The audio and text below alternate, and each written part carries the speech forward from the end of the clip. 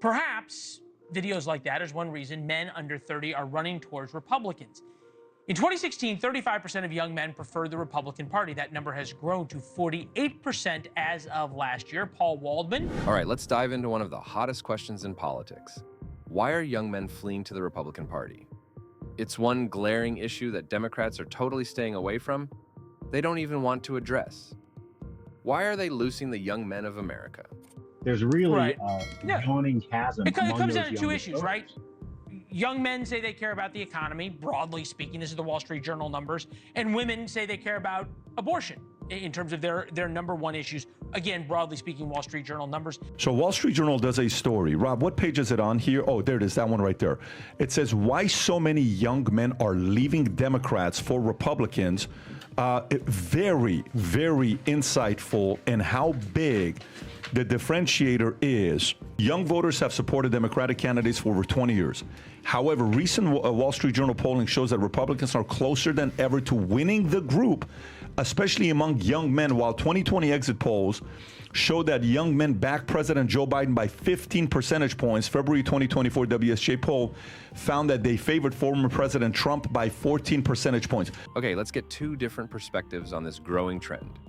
First up, let's listen to the young voters. Young people are going towards him. They know that the economy was way better when he was president. He has a plan to tackle the housing crisis with how bad the prices are. And a lot of young people, especially like people like us, we're looking for a home and we can't afford one. So that's a big issue for people, our generation, Gen Z. And like you said, specifically young men are gravitating more towards the president, doing things like interviews with Jake Paul or Logan Paul or whoever it was, going to UFC events. So I think doing stuff like that really appeals to younger guys like us. I mean, Donald Trump's on TikTok. You know, he's reaching out to the younger audiences on there. You know, it makes sense. And I think more people gravitate towards him because they realize under President Trump, the world was almost stable. He didn't start any wars. You know, he's the one that brought foreign relations. And, you know, he kept China in check. He kept Russia in check. He kept North Korea in check. You know, and I think people strive to want that stability back because the last thing we need right now is another world war, a confrontation with China. You know, I think people realize Donald Trump is the peace that we need in this world. Now let's listen to former CNN anchor and longtime Democrat Chris Cuomo. For men, economic, of course, but also cultural.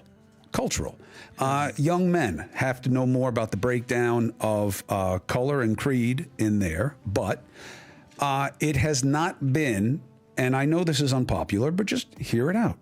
I'm not saying that addressing male dominance and what is masculinity and how it is applied and where it's good and where it isn't. I think it's all healthy. It's all good to have the conversation, and there's lots of room for change. However, men, so the RNC comes out and there's a banner on MSNBC that says weaponizes masculinity. Now, I believed that the banner from MSNBC was evidence of cynicism and bias. Masculinity is not a bad word, and it has become one.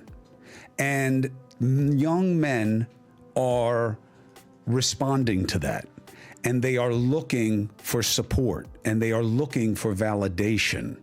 And sometimes they're going to find it in unhealthy places and symbols, and sometimes they'll find it in good ones. But that is part of it. Donald Trump and the right plays more to men looking for a space that is okay for them to be men. And you can disagree with that. You can roll your eyes and you can say, no, it's only toxic masculinity and nobody is saying that. I'm telling you, it's part of the equation. I have an 18-year-old son. I have been around his friends a lot and for years. They don't understand a lot of the issues, but they have an affinity play with the right because some of the themes of what they reach for when it comes to being a man seem better supported there. Right, wrong, good, bad. I don't know, but it's in play. Adam. So Chris Cuomo's point is basically a cultural one about masculinity, although I think it's definitely a part of the conversation. I feel like it's a small part, and it undersells the intelligence of the young voters. and their ability to focus on the real-world issues and the problem with the Democrats' economy. Now watch this young voter fundamentally explain perfectly why he is voting for Donald Trump. It has nothing to do with culture wars or anything other than substance. Some analysts think that this generation, your generation, could be the most conservative generation yet. Do you think that that really could be the case? And if so, what is the driving force behind that? But I absolutely agree. And I think, Joe Biden just isn't a bad candidate. His policies are bad for Gen Z, as we're constantly seeing that. I've been in Milwaukee for the past 4 days, and every Uber ride I get, it's either driven by somebody who is a retiree who's had to come back to work to, make ends meet because they can't survive in a Joe Biden economy, or it's a college student taking a second or third job just to survive in Joe Biden's economy. It's hard enough to live in Biden's economy for my parents and grandparents' generation. It's even harder for my generation getting a start in this economy, and absolutely it's making a turn conservative. You're right.